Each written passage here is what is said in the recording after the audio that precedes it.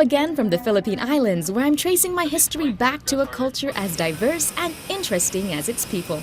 I've traversed much terrain around this country, and now I find myself in the middle of the map, en route to Masbate. To be honest, I hadn't really heard much about Masbate, except that it had been called the rodeo capital of the Philippines. I know what you're thinking, boot-scooting country cowboys in tropical Southeast Asia? Well, the only way to find out about a place is to discover it for yourself. Without hearsay, without just Googling it off the internet, without even the slightest idea where your adventure will take you. You'll recognize Masbate in the center of the Philippine map. With its arrowhead shape, the tip points north, towards the Bicol mainland. Comprised of 3 islands, this city and its people, the Masbateños, are known well for their livestock, and they are the biggest cattle-raising province in the region. The boat is ready to leave, and I have a special escort today. I'm with the captain. Yes. Are we going now? Yeah. Yes? And how long is the ride to Masbate? 2 hours. 2 hours? Yeah. Okay, I brought a book. I'll follow you. Let's go. Okay, welcome. Like many of its counterparts in the Philippine archipelago, the islands of Masbate are rich in natural resources. And while the tourism industry still has a way to go, it grows slowly and surely. Any visitor will appreciate the natural beauty and be amazed at the warmth of the Masbateños. You'll find in this country it helps to know where the jump-off points are from island to island, and if it's passable by land, sea, or air. I take off from Port Pilar in Sorsogon, the fast craft ride rushing me to Masbate City in just under 2 hours. I arrive in Masbate mid-afternoon, enough to catch the daylight and begin learning about the city. Here, the Masbateños comprise a mix of personalities and dialects. For example, a mix of the Bicol, Cebuano, Ilonggo, Hiligaynon, Waray, Bolanon, Chinese, and Spanish cultures. If you're wondering why, then remember its location is in the middle of the Philippine map and is accessible by air from Manila and by sea from almost anywhere else in the country. I also find that because these people comprise many cultures and are able to converse in several dialects, their English is also well and widely spoken. I want to spend the rest of my afternoon at one of the many agricultural places to visit and learn more about Masbate. Today my journey starts here at the Co Ranch, and I'm here to visit the cattle herders and find out what they do before the Rodeo Festival.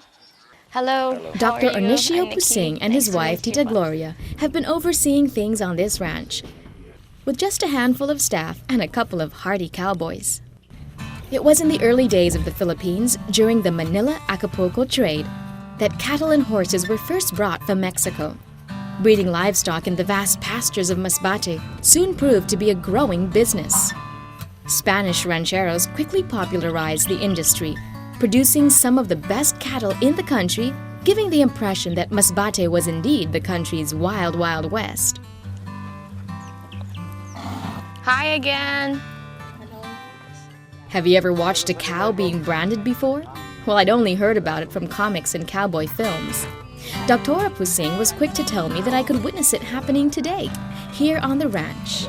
And so I watched, a little curious and a little sympathetic for this baby calf. Tattooing is giving an identity to a newborn calf. Okay. With its corresponding cow number at the right side, and then the left side is the number of the calf. The number, not the name of the owner. You will also brand the name of the owner. Can I have a cow? How many cattle were born this month? We have almost 32. 32. This month. But how old is the calf when they get tattooed? 2 days after. 2 days after birth.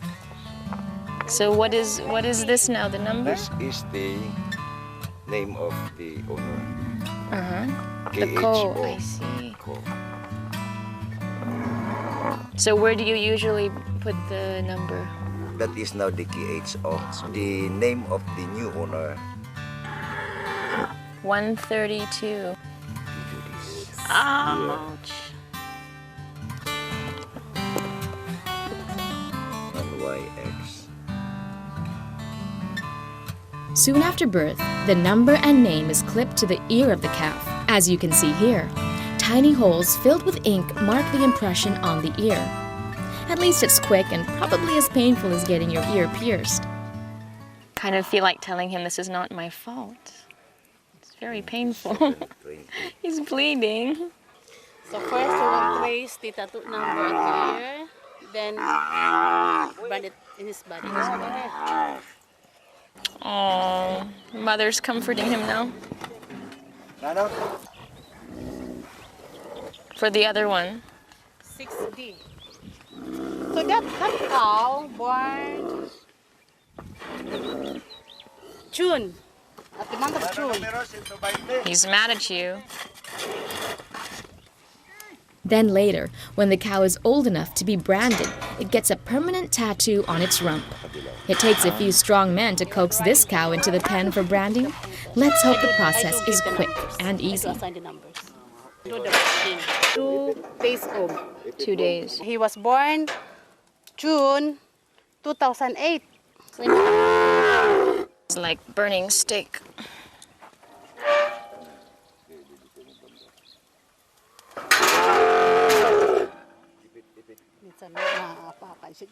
Yeah.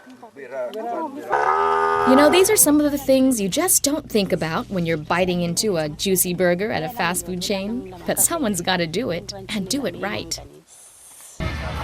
Combining my entire travel, the plane, the boat, the road trip, I think I'm tired for the day and would like to check out Masbate's nightlife.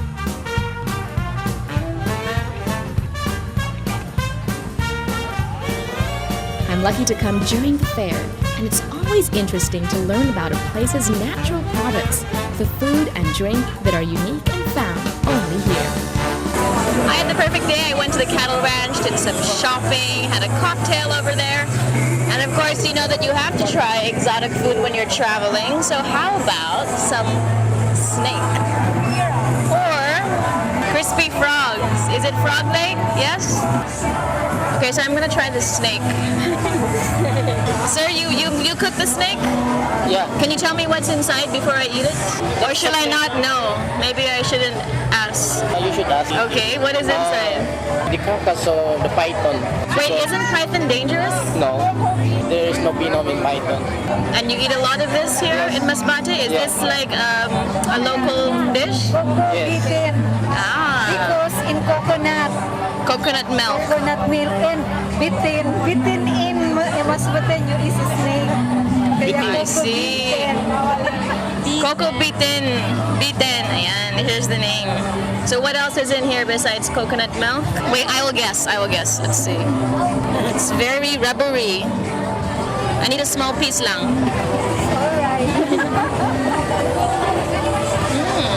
It tastes like chicken. It does. This is a bone, so. You know what it tastes like? The meat of a crab, but very fine. Very thin meat, very light, no? It's actually good. Do you want some? I'll give you a bite. That's nice. Thank you, Pa. And this is frog legs. Yes. How about you have a look at the frog legs? And what else do you have here? Sisig? Sisig. You know what sisig is, right? Big ears, big face, right? A full day, a full stomach, and a full moon to welcome me on my first night here. I check in at Balay Valencia on Ibanez Street, a cozy country-style inn located just near the town proper. Its rooms are simple but stylish, and soon I'm fast asleep. I wake up the next morning to the noise and merrymaking of the street parade. Here is when the whole town comes out to party. Roads are closed off to make way for the carnival of dancers who come now in their costumes and flair. I'll continue shopping, or at least stall hopping. There's more beef products, like this tapa, which is hung dried meat and fried quickly before eating. It's only hard to eat when you have seen the cow being tattooed and curved.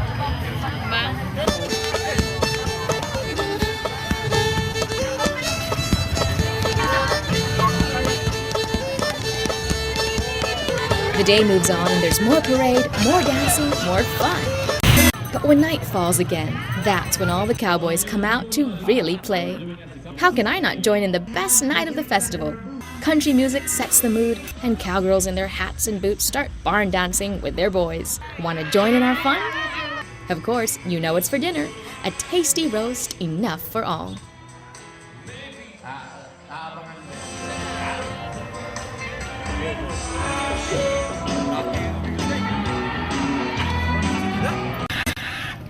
Well, I've seen the cows on the ranch on the first day, so now I go a little further, ending up at the Del Carmen Livestock Auction and Flea Market. It's a busy, busy day, and the farmhands have been here early for trading, buying, and selling. I get to have a closer look at what it's like to shop for meat that hasn't yet been frozen, packaged, and labeled in the grocery store. And let me tell you, it's a whole different experience. Mr. Juntero is a buyer who comes every week for prize meat, and he seems to know just what he wants. What kind of cow will you choose? Beautiful cow. Beautiful cow. Sige po, show me which one you like.